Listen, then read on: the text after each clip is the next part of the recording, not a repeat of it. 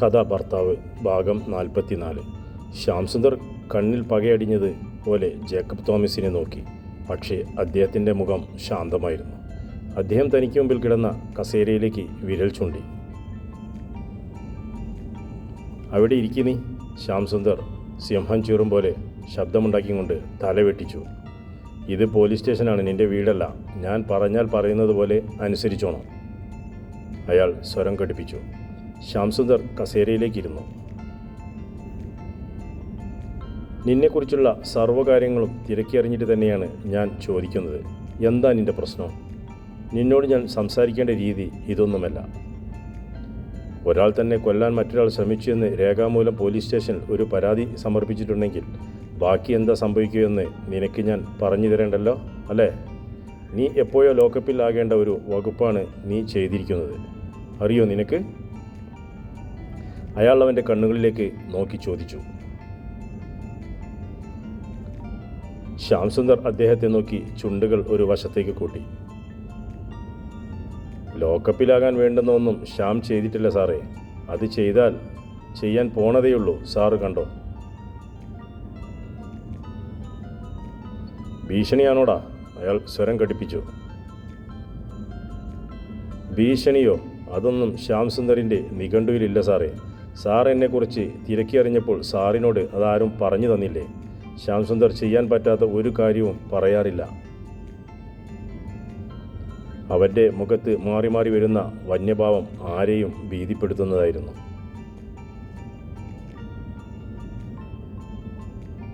ആ പോലീസുകാരൻ ചിന്തിച്ചത് ഇവനെ പോലൊരു ക്രിമിനൽ എങ്ങനെ വന്ന് ആ പെൺകുട്ടിയുടെ ശിരസിൽ വീണെന്നാണ്. ഇന്നലെ തൻ്റെ മുൻപിൽ വന്ന് ഭയനേലിക്കുന്ന മുഖമായി നിന്ന ശ്രീലേഖയുടെ മുഖം അയാളുടെ മനസ്സിൽ തെളിഞ്ഞു.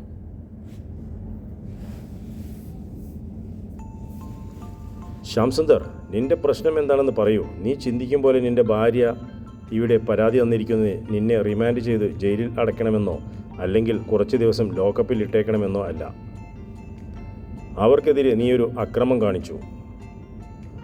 അവർക്ക് പറയാനോ ചോദിക്കാനോ ആരുമില്ലാത്തതിനാൽ അവർ എന്നെ സമീപിച്ചു. ആ കാര്യം നിന്നോട് ചോദിച്ചു സംസാരിച്ചു ഒത്തുതീർപ്പിലെത്തിക്കാൻ വന്നവർക്ക് നീ മുഖം കൊടുക്കാൻ പോലും തയ്യാറായിരുന്നില്ലല്ലോ. ആ സ്ഥിതിക്ക് അവർ എന്തു ചെയ്യണമായിരുന്നു? അവർ നോക്കുമ്പോൾ അവരുടെ രക്ഷ ഇവിടെയാണെന്ന് അവർക്ക് തോന്നി. അതുകൊണ്ട് അവർ സങ്കടം പറയാൻ ഇവിടേക്ക് വന്നു. അത്രയേ ഉള്ളൂ.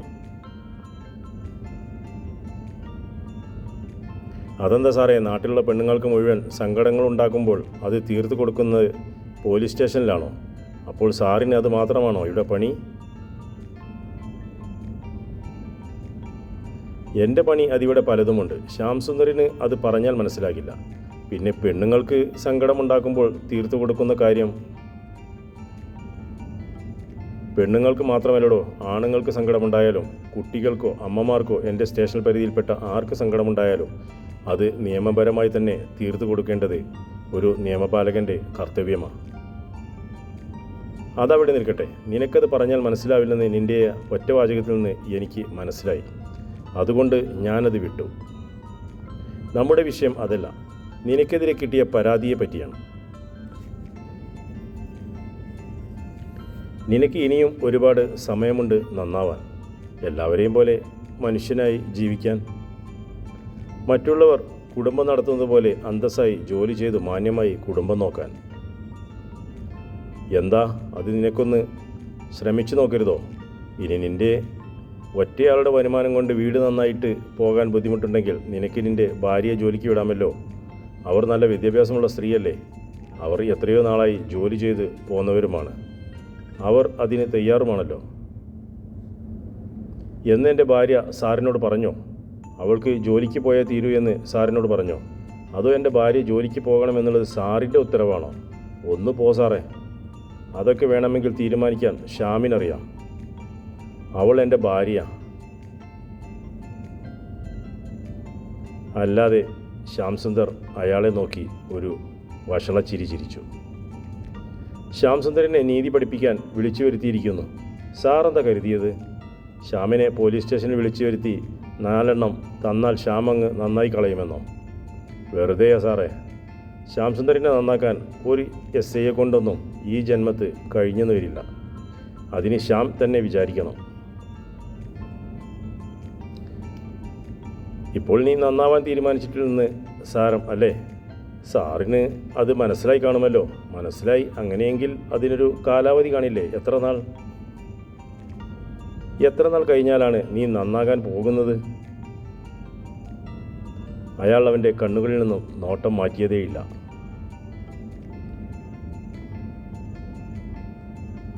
എന്നെ ഇവിടെ എത്തിച്ചില്ലേ ഒരുത്തി, അവളുടെ മുമ്പിൽ ഞാൻ മടങ്ങി ചെല്ലട്ടെ, എന്നിട്ട് ശ്യാംസുന്ദർ തീരുമാനിക്കും സാർ അപ്പറഞ്ഞ നന്നാവതിൻ്റെ കാലാവധി.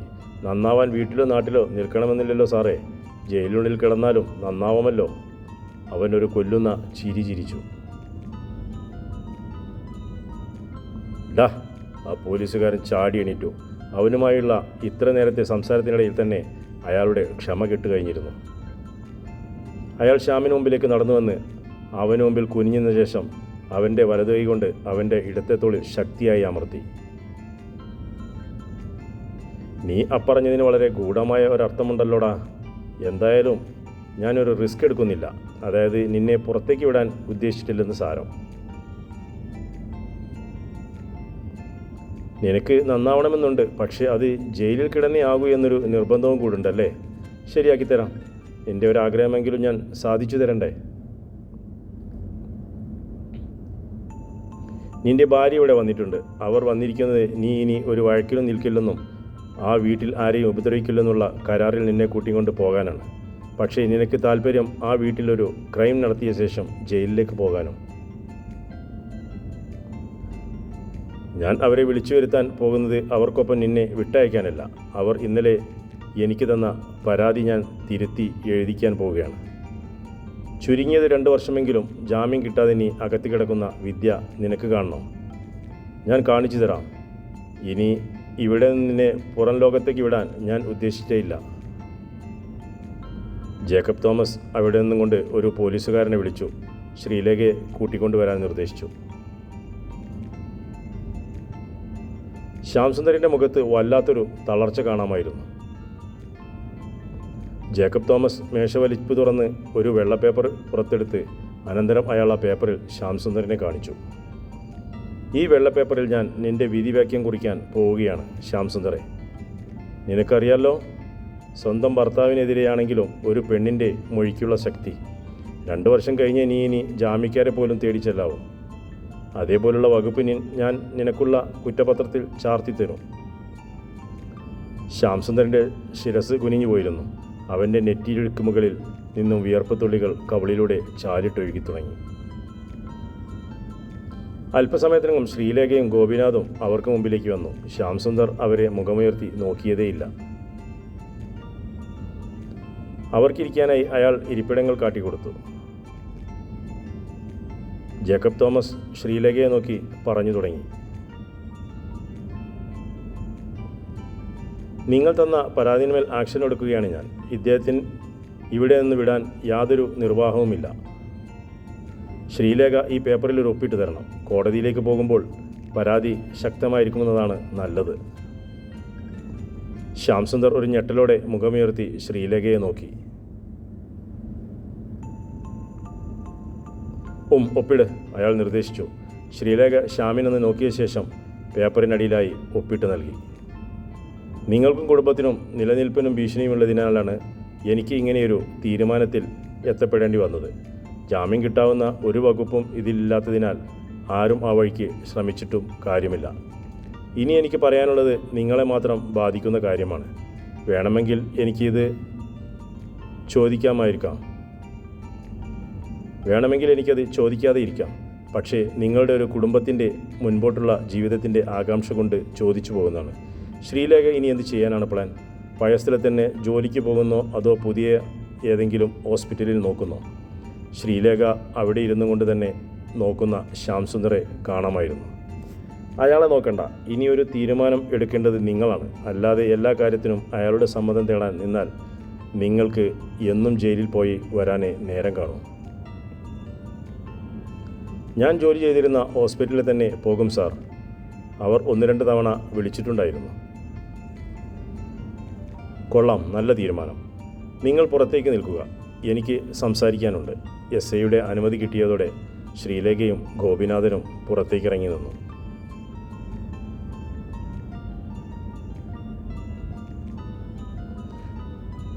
ജേക്കബ് തോമസ് മേശക്കുള്ളിൽ എന്തോ തിരയുന്നത് പോലെ ഇരുന്ന ശേഷം എണീറ്റ് പുറത്തേക്ക് ചെന്നു. ശ്രീലേഖയും ചെറിയച്ഛനും സ്റ്റേഷൻ മുറ്റത്തെ മഴമരത്തണലിൽ നിൽക്കുകയായിരുന്നു. ജേക്കബ് തോമസ് ധൃതിയിൽ അവർക്ക് സമീപത്തേക്ക് ചെന്നു.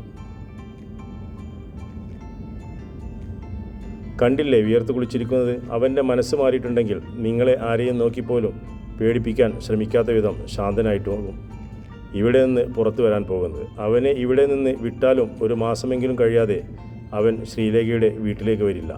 കുറച്ചുനാൾ അവൻ സ്വന്തം വീട്ടിൽ താമസിക്കട്ടെ.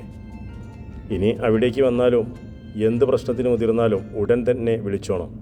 എൻ്റെ നമ്പറുണ്ടല്ലോ ഫോണിൽ.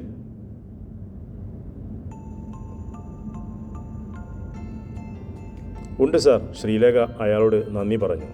ഗോപിനാഥനും അയാളെ നോക്കി കൈകൂപ്പി. പേടിക്കേണ്ട, ധൈര്യമായിട്ട് വയ്ക്കോ. അയാൾ ഗോപിനാഥൻ്റെ ചുമലിൽ തട്ടിയ ശേഷം തിരികെ പോന്നു. ശ്യാംസുന്ദർ എന്ത് തീരുമാനിച്ചു? ശ്യാമിന് പിന്നിലെത്തി നിന്ന് ആ പോലീസ് ഓഫീസർ തിരക്കി. ശ്യാംസുന്ദർ ഒറ്റയക്ഷരം മറുപടി പറഞ്ഞില്ല. ശ്യാം ഇന്ന് ലോക്കപ്പിലാണ്. നാളെ ഞാൻ കോടതിയിൽ ഹാജരാക്കും. അവിടെ നിന്ന് റിമാൻഡിൽ സബ് ജയിലിലേക്ക് പോകാം. അയാൾ തൻ്റെ സീറ്റിലേക്ക് വന്നിരുന്നു. സാർ. ശ്യാംസുന്ദർ ഇരുന്നിടത്തു നിന്ന് എണീറ്റു. അയാൾക്കറിയാമായിരുന്നു താൻ പുറത്തേക്കിറങ്ങിയ നേരം കൊണ്ട് ശ്യാംസുന്ദർ അവിടെ ഇരുന്ന് താൻ ജയിലിനുള്ളിൽ ജീവിക്കേണ്ടത് എങ്ങനെയെന്ന് മനസ്സിൽ കണ്ടിട്ടുണ്ടാവുമെന്ന്. സാർ, എനിക്ക് ശ്യാംസുന്ദർ എന്ത് പറയണമെന്ന് അറിയാതെ വിക്കി. ശ്യാമിന് പറയാനുള്ള അവസരം ഞാൻ തന്നു കഴിഞ്ഞു. ഇനിയൊന്നും പറയേണ്ടതില്ല. സാർ പ്ലീസ്, ഞാൻ ഇനി ആ വീട്ടിലേക്ക് പോകാതിരിക്കാം സാർ. ദയവ് ചെയ്ത്. ശ്യാമിൻ്റെ മുഖത്തെ പരിഭ്രമം കണ്ടപ്പോൾ തന്നെ അയാൾക്ക് മനസ്സിലായി അവൻ്റെ മനസ്സ് മാറിക്കഴിഞ്ഞിരിക്കുന്നെന്ന്. അവിടേക്ക് നിങ്ങൾ എങ്ങനെ പോകാതിരിക്കും? അത് നിങ്ങളുടെ ഭാര്യ വീടല്ലേ. അവിടേക്ക് നിങ്ങൾ പോകരുതെന്ന് പറയാൻ ആർക്കും അവകാശമില്ല. ഇല്ല സാർ, ഞാൻ അവിടേക്ക് പോയാലും അവരോട് ആരോടും. ശ്യാം നിർത്തി. താൻ പൊയ്ക്കോ, പക്ഷേ ഇപ്പോൾ വേണ്ട. ഇനി ആ പെൺകുട്ടി ഇവിടെ ഒരു പരാതിയുമായി വരാൻ ഇടയായാൽ അയാൾ അവന് നേർക്ക് വിരൽ ചൂണ്ടി. ഇല്ല സാർ, എന്തെങ്കിലും പറയുമ്പോൾ മുഖത്ത് നോക്കി പറയാം ശ്യാംസുന്ദർ. ഇവിടേക്ക് നോക്ക്, എൻ്റെ മുഖത്തേക്ക്. ശ്യാംസുന്ദർ അയാളുടെ മുഖത്തേക്ക് നോക്കി.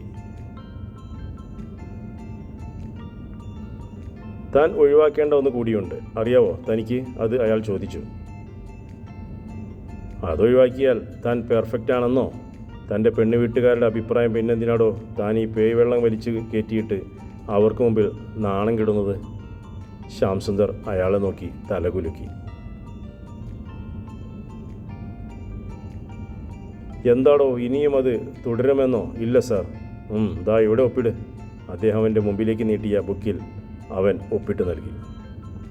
പൊയ്ക്കോ, പറഞ്ഞതെല്ലാം ഓർമ്മയിൽ മാത്രം പോരാ, അതേപോലെ പ്രവർത്തിച്ചോണം, കേട്ടല്ലോ. എല്ലാത്തിനും സമ്മതം നൽകിയ ശേഷം ശ്യാംസുന്ദർ പുറത്തേക്കിറങ്ങി. വെളിയിൽ മുതലാളി തന്നെ കാത്തു നിൽക്കുന്നുവെന്ന് അവൻ കരുതിയെങ്കിലും അയാളവനെ അവിടെയെങ്ങും കാണാൻ കഴിഞ്ഞില്ല.